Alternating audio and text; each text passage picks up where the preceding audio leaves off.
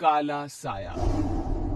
यूं तो बनारस घाट अपनी खूबसूरती के लिए बहुत प्रचलित है, पर घाट के किनारे कई राज लिए बैठे हैं। ये कहानी शुरू होती है बनारस के घाट के पास बने ममता निवास से, जहां प्रिया लाल जोड़े में ममता के घर उसकी बहू बनकर आती है। आओ आओ बहू, घर को अपने पैरों से पवित्र करो। ममता घर की दहलीज पार कर ही रही होती है कि अचानक एक बहुत गंदी सी बास पूरे घर में फैल जाती है।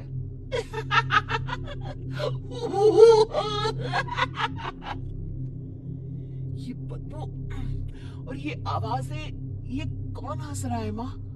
अब ये पड़ोसी ना हमारे थोड़े अलग से है। कहाँ हम शाकाहारी और ये मांस मच्छी खाने वाले। छोड़, तू ध्यान मत दे और गृह प्रवेश कर। और हाँ बहू, अपनी सास की एक बात हमेशा याद रखना, इन पड़ोसियों से तो कभी बात नहीं करेगी। अच्छे लोग नहीं है ये। अपनी सास की ये बात मानेगी ना बेटा? हाँ माँ, जो आपकी मर्जी, मैं उनसे बात नहीं करूंगी। अगले दिन प्रिया अपनी पहली रसोई बनाने रसोई घर में जाती है। ये छोटी बात तो नाक में जा रही है। एक काम करती हूँ, खिड़की खोल देती हूँ। प्रिया खिड़की खोलने जाती है। इतने जाले, लगता है इस खिड़की को कभी खोला ही नहीं गया। पर ऐसा क्यों? ओह, नॉन वेज की स्मेल आती होगी ना। 2 मिनट के लिए खोल लेती हूँ, फिर बंद कर दूंगी। प्रिया खिड़की खोलती है। खिड़की खोलते ही उसकी नजर सामने वाले घर की खिड़की पर पड़ती है, जहाँ एक लड़की खड़ी होती है, हाथों में मेहंदी, लाल रंग की साड़ी, बिल्कुल सजी धजी, मानो प्रिया की तरह ही वो भी नई नवेली बहू हो। वो प्रिया को देखकर मुस्कुराती है। हे भगवान, माँ ने तो इनसे बात करने को मना किया था। प्रिया फौरन ही खिड़की बंद कर देती है और तवे पर चढ़े रोटी की ओर देखने लगती है, पर वहाँ रोटी न होकर मछली पड़ी होती है। ये क्या? पहली ही रसोई में इतनी बड़ी गलती। हे भगवान, अब मैं क्या करूं? प्रिया बहुत डर जाती है और फौरन रसोई की सफाई करने और फिर सभी के लिए खाना बनाने लग जाती है। जब वो सबको खाना परोसती है, सब तो ठीक है, मैं बेकार में चिंता कर रही थी। हे भगवान, ऐसे ही बस अपनी कृपा बनाए रखना। रात के वक्त जब सब सो रहे होते हैं, तब प्रिया को पायल की आवाज सुनाई देती है, जिससे उसकी आंख खुल जाती है। ये पायल की आवाज कहाँ से आ रही है? प्रिया उठकर उस आवाज के पीछे छत की सीढ़ियों तक जाती है। तभी उसे बच्चे के रोने की आवाज आती है। प्रिया छत पर जाती है तो क्या देखती है? वही लाल साड़ी वाली लड़की अपनी गोद में एक नवजात बच्चे को घुमा घुमा कर सुला रही है। तभी प्रिया की नजर उसके पेट पर पड़ती है। ओह गॉड, ये तो प्रेग्नेंट भी है। सुनिए, बच्चा सो नहीं रहा है क्या? मैं कुछ मदद करूं? नहीं नहीं, आपके घर वालों को अच्छा नहीं लगेगा, मैं संभाल लूंगी। स्नेहा की गोद से बच्चा हाथ मारकर प्रिया की गोद में आने को छटपटाने लगता है। दोनों घर अगल बगल में बने होने के कारण प्रिया उस बच्चे को गोद में ले लेती है। प्रिया के पास आते ही वो सो जाता है। बच्चे का वो स्पर्श रात भर प्रिया भूल नहीं पाती और अगली सुबह वो छत पर कपड़े सुखा रही होती है। तभी उसे एक औरत इशारा करके बुलाती है।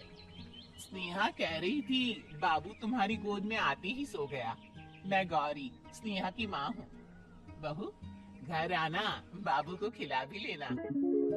शाम को जब घर पर कोई नहीं रहता, बच्चे से मिलने के लिए प्रिया छिपकर अपनी पड़ोसन के घर चली जाती है और कुछ देर बच्चे को खिलाकर वापस लौट आती है। इसके कुछ दिन बाद ही प्रिया को पता चलता है कि वो माँ बनने वाली है। ममता की खुशी का ठिकाना नहीं रहता।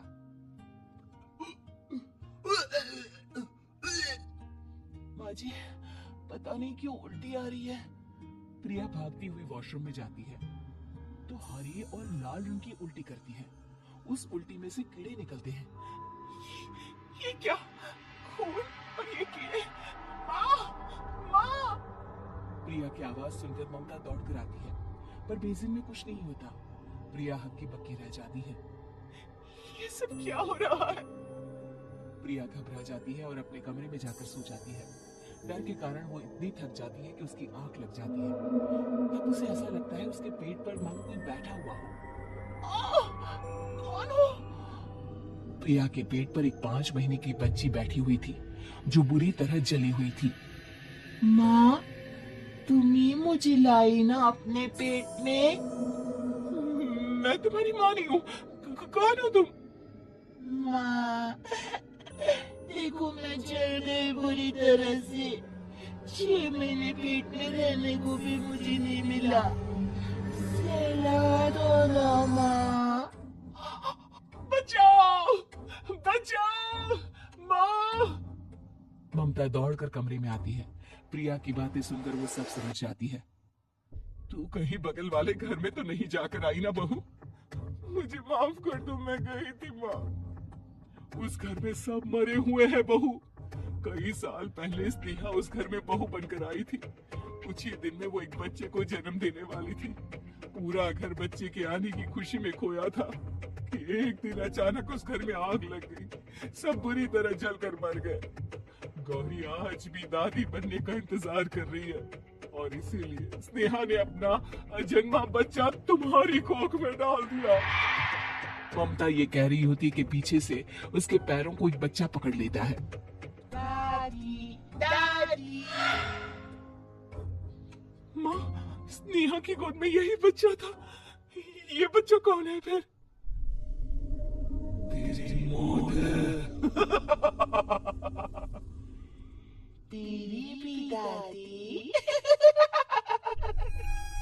जिस चीज का ममता को डर था वही हो गया। ममता निवास के ऊपर मौत ने चादर बिछा दी थी। प्रिया का पेट ऐसे बढ़ जाता है मानो 9 महीने का हो। 2 हाथ उसके पेट से बाहर निकलते हैं। बहू, संतोष को फोन कर, किसी पंडित जी को बुला बहू। प्रिया का पति भागता हुआ घर आता है। ये तो होना ही था माँ। तेरा बाप तेरे सामने आ गया तो तू सह नहीं पा रही है। स्नेहा घर में आग लगी नहीं थी, माँ ने लगाई थी प्रॉपर्टी की लालच में। और वो बच्चा मेरी पहली पत्नी का बच्चा है, मेरा बेटा, जो कि उस आग की चपेट का शिकार हो गया था। मैंने तुमसे ये सब माँ के कहने पर छुपाया था। मुझे माफ कर दो प्रिया। तुम अगर चाहो तो यहाँ से जा सकती हो। मैं तुम्हें किसी भी बंधन में रखना नहीं चाहती। मेरी शादी हुई है आपसे, मैं आपको छोड़ नहीं सकती, पर उससे पहले हमें स्नेहा, उसकी माँ और बच्चे की आत्मा की शांति करवानी होगी। संतोष और ममता गौरी के घर जाते हैं। अंदर सब कुछ जला हुआ होता है। जमीन पर जली हुई लाशें बिखरी हुई थी। ममता रो रो कर अपने करने की माफी गौरी से मांगती है। प्रिया स्नेहा के घर वालों का अंतिम संस्कार करवा देती है और ममता निवास फिर से आत्माओं के साए से मुक्त हो जाता है।